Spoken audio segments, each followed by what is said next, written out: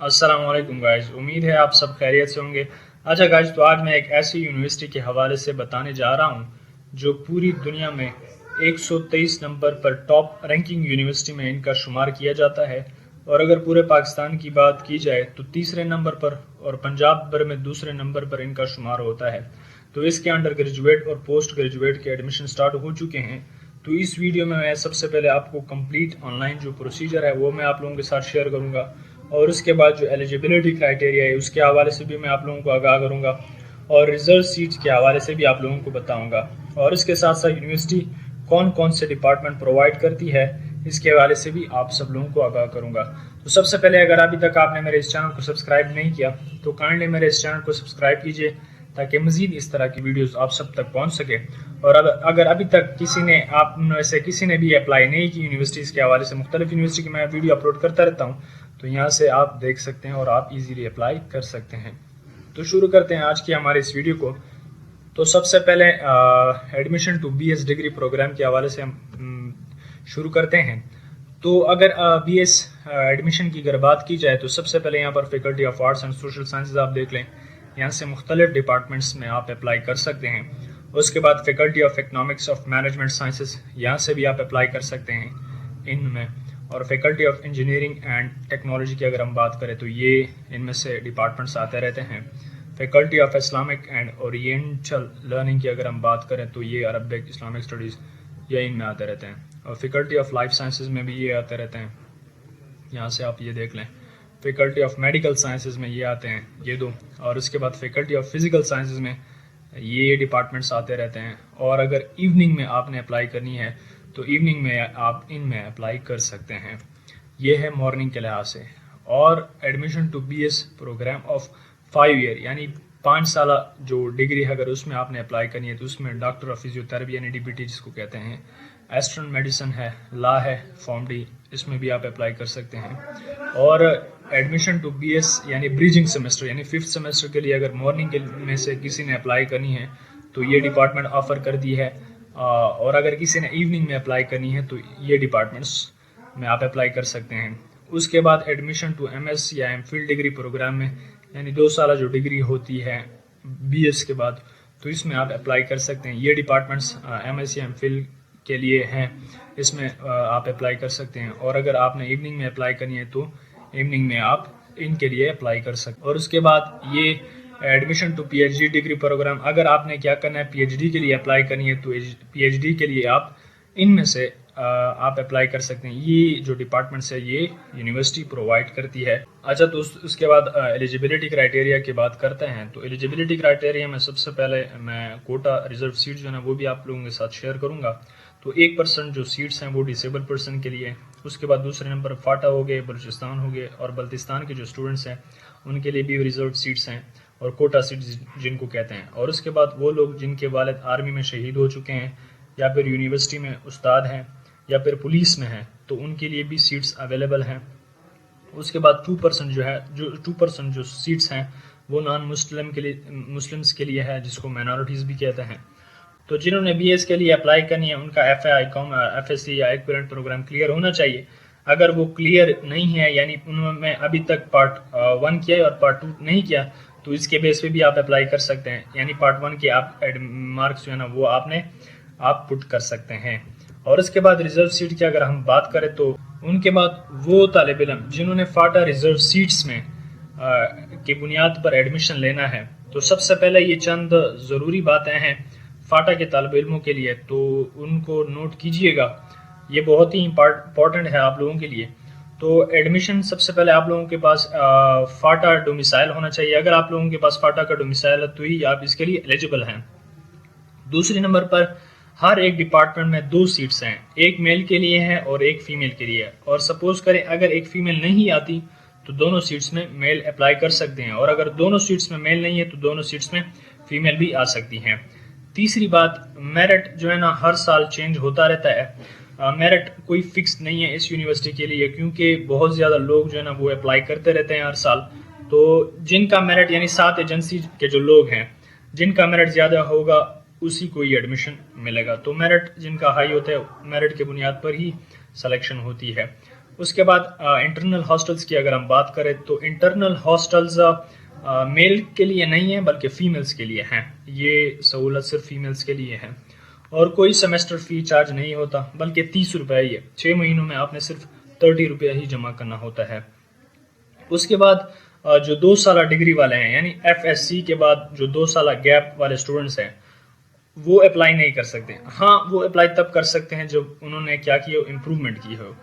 उसके बाद admission 100% merit की बुनियाद पर ही होता है और GC यूनिवर्सिटी फैसलाबाद में एडमिशन के लिए कोई भी टेस्ट नहीं लिया जाएगा, यानी टेस्ट नहीं होता इसका। और हाँ, कुछ डिपार्टमेंट्स ऐसे हैं जिसमें टेस्ट होता है, जिस तरह ग्राफिक डिज़ाइनिंग हो गया, टेक्सटाइल डिज़ाइनिंग हो गया और एक दो और हैं जिसमें टेस्ट होता है। उसके बाद ओपन मेरिट पर कोई सीट फाटा के स्टूडेंट्स के लिए नहीं है, ये बात आप लोग नोट कीजिएगा। उसके बाद फाटा इन हो या फाटा आउट हो, अक्सर ये कॉन्सेप्ट आप लोगों को पता होगा, जो फाटा इन है या फाटा आउट है, इसमें इसका कोई भी कॉन्सेप्ट नहीं। अगर आप फाटा इन हैं तो भी आप अप्लाई कर सकते हैं, अगर आप फाटा आउट हैं फिर भी आप अप्लाई कर सकते हैं। बस लाजमी शर्त यह है कि आपके पास सिर्फ डोमिसाइल फाटा का होना चाहिए, फिर आप रिजर्व सीट्स पर अप्लाई कर सकते हैं। उसके बाद एसोसिएट डिग्री प्रोग्राम में फाटा के लिए कोई सीट्स नहीं है। और अगर हम BS 5th सेमेस्टर की बात करें तो इसमें भी फाटा के लिए हर डिपार्टमेंट में 2-2 सीट्स हैं। और फाटा रिजर्व सीट से मुराद किसी भी यूनिवर्सिटी में फाटा से ताल्लुक़ रखने वाले तलबा के लिए नशिस्तों का महसूस होना है, सही है। और उसके बाद कई यूनिवर्सिटीज़ में फाटा रिजर्व सीट्स तो हैं लेकिन वहाँ पर फ्री शिप नहीं दिया जा रहा, तो इसमें फ्री शिप है, यानी आपको सिर्फ 30 रुपये ही पे करने होते हैं। तो उम्मीद है कि ये आप लोगों को समझ आ गई होगी। मैंने एलिजिबिलिटी क्राइटेरिया आप लोगों के साथ शेयर किया। अब चलते हैं ऑनलाइन जो प्रोसीजर है वो मैं आप लोगों के साथ शेयर करूंगा। तो यहाँ पर सबसे पहले अब अगर आपने ये gcuf.edu पर ये आपने सर्च कर देना है।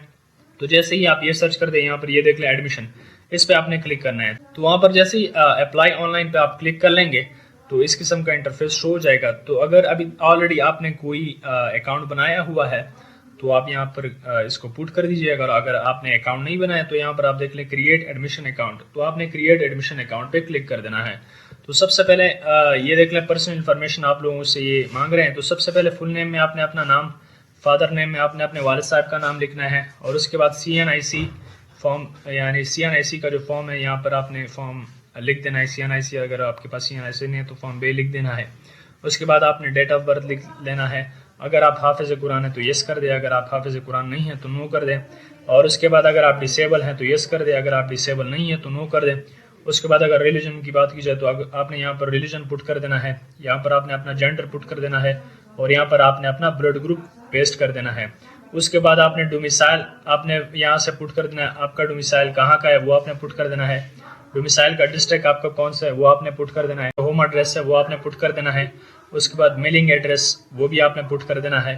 उसके बाद यहाँ पर आपने अपना ईमेल देना है और उसके बाद यहाँ पर आपने अपना मोबाइल नंबर देना है और यहाँ पर कोई पासवर्ड आपने देना है, स्ट्रॉन्ग सा पासवर्ड। और उसके बाद ये जो कैची है कोड ये आपने यहाँ पर पेस्ट कर देना है और उसके बाद आपने क्या कर देना है, सेव डेटा पे क्लिक कर देना है। तो जैसे ही आप लॉगिन पे क्लिक कर लेंगे ये देख लें इस किस्म का इंटरफेस शो हो जाएगा। तो सबसे पहले आपने यहाँ पर पर्सनल इन्फॉर्मेशन पे जाना है।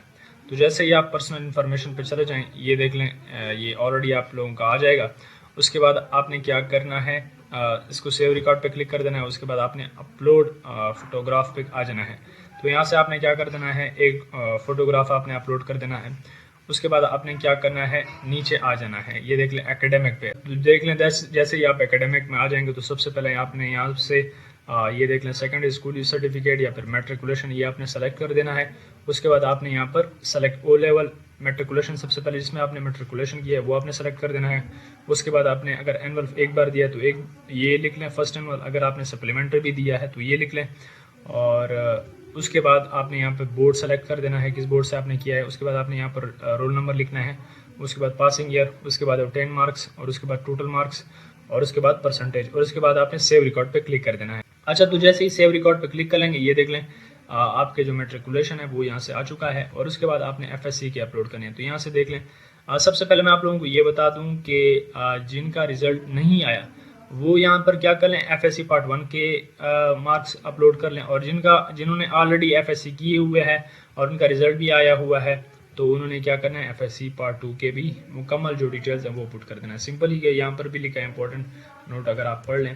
तो यहाँ पर क्या करना है, फिर से आपने दोबारा इस पर क्लिक कर देना है और यहाँ पर क्या करना है, यहाँ से जिन्होंने जो भी किया है उस पर आपने क्लिक करना है और यहाँ से आपने अगर सप्ली दी है तो इस पर क्लिक कर लें, अगर फर्स्ट एनुअल दिया है तो भी इस पर क्लिक कर लें। उसके बाद यहाँ से आपने क्या करना है, अपना बोर्ड सेलेक्ट करना है। उसके बाद आपका रोल नंबर क्या था वो आपने अपलोड करना है। और अगर आपने फर्स्ट ईयर का अपलोड करना है तो सारा कुछ आप फर्स्ट ईयर का ही लिख लें। अगर आपने सेकंड ईयर का ही अपलोड करना है, यानी फॉर एग्जांपल रिजल्ट आ चुका है तो सारा सेकंड ईयर का ही अपलोड कीजिएगा।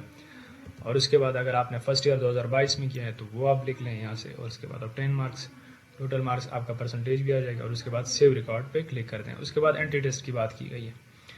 उसके बाद जैसे ही आप एंटी टेस्ट पे आ जाएं, यहाँ पर ये कह रहा है if you have valid get for MPhil, ये एमफिल के लिए है अगर, और पीएचडी के लिए भी है। अगर उन्होंने गेट का टेस्ट दिया हुआ है तो इसमें क्लिक कर ले, अदरवाइज इसको नेक्स्ट मूव कर ले, क्योंकि ये आप लोगों के लिए है नहीं, बीएस वालों के लिए ये नहीं है। उसके बाद प्रोग्राम सिलेक्शन पे क्लिक कर लें।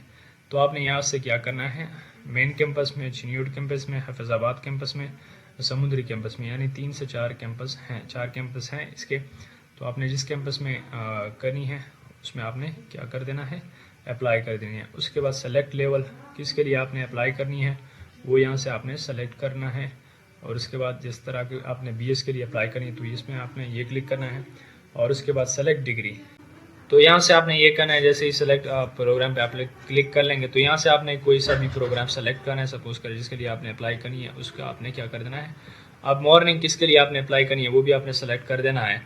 सपोज करें मैंने मॉर्निंग के लिए अप्लाई करनी है तो ये सब के लिए डायरेक्ट हो गया है। तो आपने क्या कर देना है, यहाँ पर किस बेस पे आपने करना है, कोटा बेस पे आपने करना है तो आपने कोटा यहाँ पर मेंशन कर देना है, एक्सफाटा की बुनियाद पे ही करना है। तो आपने यहाँ से क्या कर देना है, सेव रिकॉर्ड कर देना है। तो जैसे ही आप सेव रिकॉर्ड पर क्लिक कर लेंगे ये देख लें। और उसमें एट अ टाइम अगर आपने किसी और भी डिपार्टमेंट्स के लिए अप्लाई करनी है तो आप और भी इस पर क्लिक कर सकते हैं, और भी आप सेलेक्ट कर सकते हैं। यहाँ पर कह रहे हैं note after apply click on proof reading and finalise your application, you can update data in relevant section and then refinalise कर लें प्रूफ रीडिंग।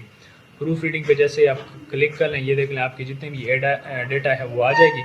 उसके बाद फाइनलाइज एप्लीकेशन पे कर लें, क्लिक कर लें तो आपका जो डेटा है वो फाइनलाइज हो जाएगा। अच्छा, तो देख लें जैसे ही आप फाइनलाइज पे क्लिक कर लेंगे ये देख लें इस किस्म का इंटरफेस शो हो जाएगा। और यहाँ से एक दफ़ा फिर मैं आप लोगों को बता दूँ, यहाँ से और भी आप प्रोग्राम चूज़ कर सकते हैं जितने प्रोग्राम आपने चूज़ करने हों। और उसके बाद आपने फाइनलाइज कर देना है, यानी सेव रिकॉर्ड करके फिर फाइनलाइज कर देना है। और फिर उसके बाद ये इस किस्म का इंटरफेस शो हो जाएगा। यहाँ पर आपने क्या करना है, फ़ी वाउचर को क्या कर देना है, प्रिंट कर देना है। तो जैसे ही आप प्रिंट कर देंगे ये फ़ी स्ट्रक्चर ऑलरेडी आपका कंप्लीट हो जाएगा। उसके बाद आपने क्या करना है, एप्लीकेशन को भी आपने प्रिंट कर देना है। तो यहाँ तक आपकी अप्लाई जो है ना वो कम्प्लीटली हो चुकी है। यहाँ से फ़ी वाउचर आपने क्या करना है, प्रिंट कर देना है और उसको आपने बैंक में जमा कर देना है। तो जितनी जल्दी हो सके आप इसमें अप्लाई कीजिएगा। तो इस तरह आपकी जो अप्लाई है वो कम्प्लीटली हो चुकी है। और अगर अभी तक आपको समझ नहीं आया तो आप मुझसे फिर भी पूछ सकते हैं। Thank you so much.